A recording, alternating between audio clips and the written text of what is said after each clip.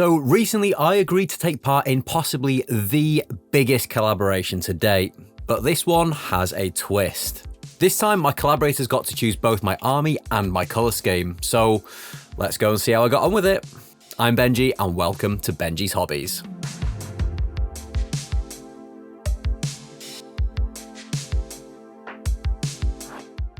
Right, so as I said in the intro, this is a pretty huge collaboration with a load of other creators, and it was one I'm pretty excited for.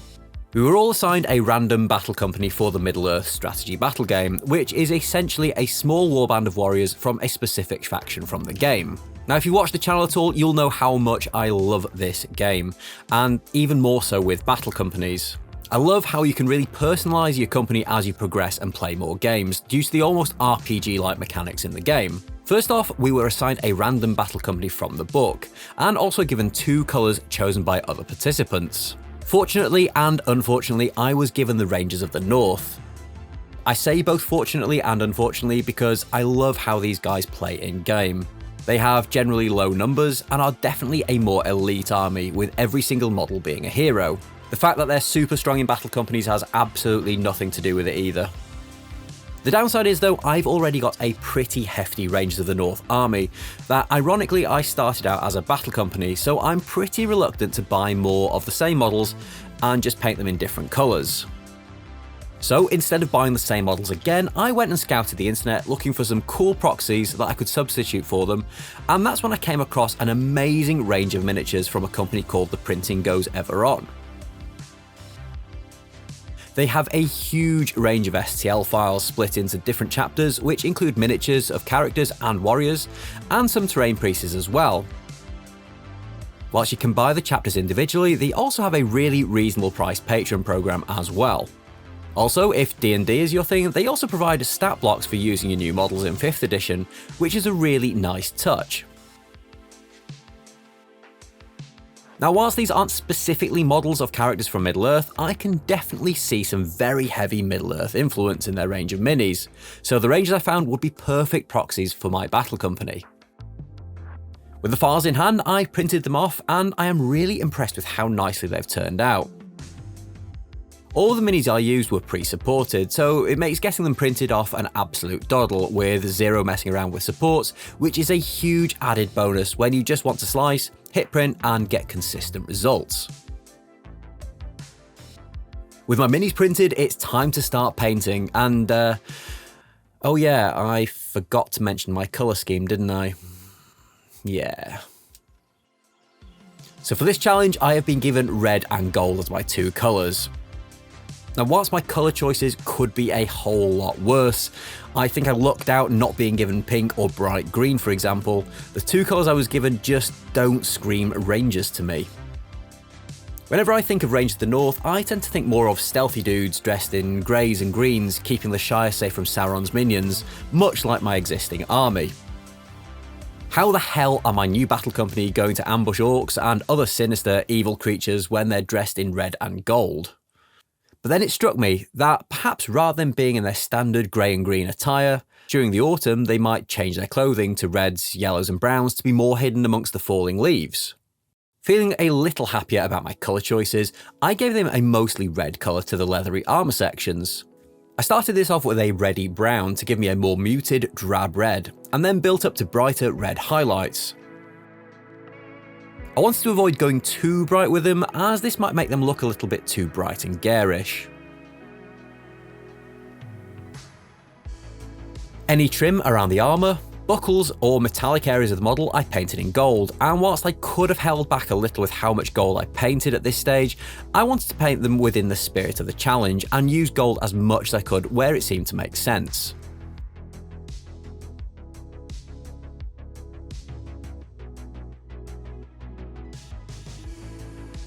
I based the minis and added some tufts, and gave myself a well-deserved pat on the back for a job well done. And whilst I was at it, I also added them to Battle Companies Manager, which is a fantastic resource for tracking your progress, experience and upgrades whilst playing Battle Companies. If Battle Companies is your thing, then I cannot recommend Battle Companies Manager enough. It's made it so simple to keep track of your company as they progress through the game. So I finished painting my little battle company ahead of schedule, and they're looking okay. I'm pretty happy with them. But it seems that other people that are participating in this challenge are also building themselves a display board. Now, I'm not going to be outdone. I'm going to go and build one as well. Okay, so with some pressure on, because obviously I'm not going to be outdone on a challenge like this, I set to work pulling together a small display board. First, I wanted it to match my army, so I somehow wanted to build in some of the autumnal colours that I painted my company in. Secondly, I didn't just want my board to be a way of displaying my force. I also wanted it to tell a story and give them some sort of purpose and backstory. To me, this is one of the best aspects of battle companies. It gives you the opportunity to take an existing force, but forge your own narrative and tell your own tales with them.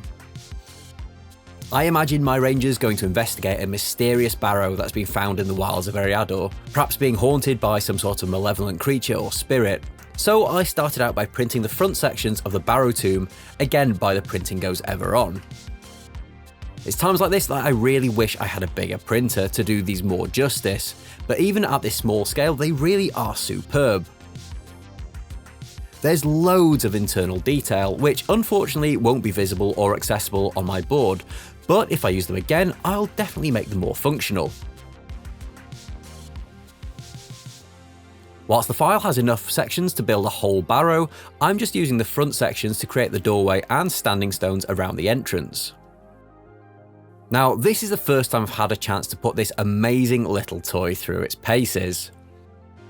This is the Pocket Smoke Pro from Wayne's Workshop, and as the name suggests, it produces a non-toxic smoke that is so good for creating atmospheric effects on your gaming tables. Oh, and did I mention it's also remote controlled? You can also attach light modules to it as well, to not only get a brilliant smoke effect, but also get some cool glowing lights which would help my barrow look super spooky.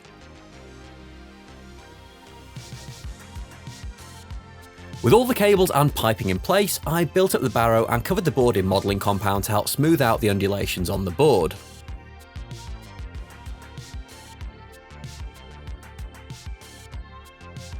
I painted the board in brown and the stonework in grey, and once it was all dry, I applied a mix of grouts and ground covers to give me a nice even colour over the entire board.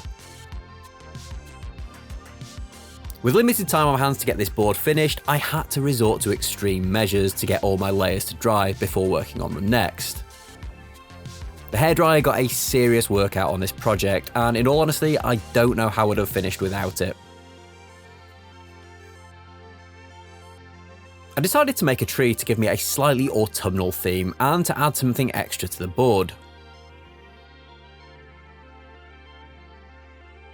I used the cheap FDM printed armature I got off eBay for the trunk, and followed the same process I did when I was making my tree beard miniature to add the foliage, gluing brown and yellowish green flocks to seafoam, and then glued the seafoam to the armature.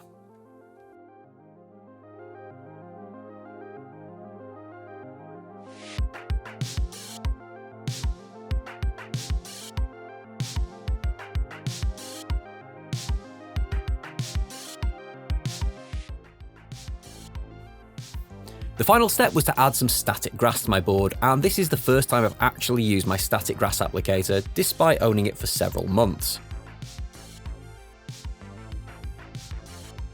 I laid down some bright green 2mm grass and built this up gradually with longer, paler coloured grass and layering spray. Whilst I don't think I've nailed it this time, I don't think it looks too bad for a first attempt, and it's definitely a technique I'm going to be coming back to in the future.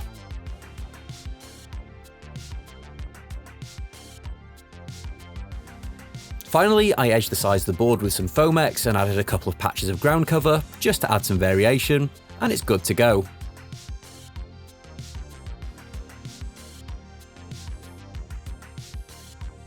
My rangers are ready to face off against whatever horrors lie in wait inside the barrow tomb.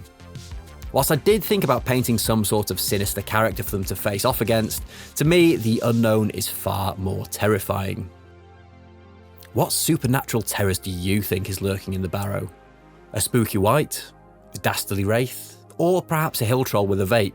Let me know what you think in the comments below. Now, this was a really fun project to work on and has really stretched my creative muscles to produce something that I'm actually really proud of. I wouldn't normally step out of my comfort zone with colour schemes, but this forced me into trying something completely new and different. If you like the models like I do, then be sure to go and check out the Printing Goes Ever On, who sponsored this video. You won't be disappointed in their fantastic minis, and you'll find links to their Patreon and online store down below. Whilst I've been privy to what the other collaborators have been up to, having seen what they're working on in the group chat, I can't wait to see all of their finished battle companies in their videos and blogs. I've linked them all down in the description below, so make sure you're going and checking them out as well. And a huge thank you to Dewi from the Guardians of Wiltshire for organising this fun collaboration. Go and do all the normal YouTube stuff like smashing the subscribe button and fingering that like button. And finally, go and check out all the links below to my Patreon, affiliate accounts, and links to some of the equipment I've used in this video. Any purchases you make go a long way to helping the channel. As always, thank you so much for watching, and I can't wait to see you guys in the next video.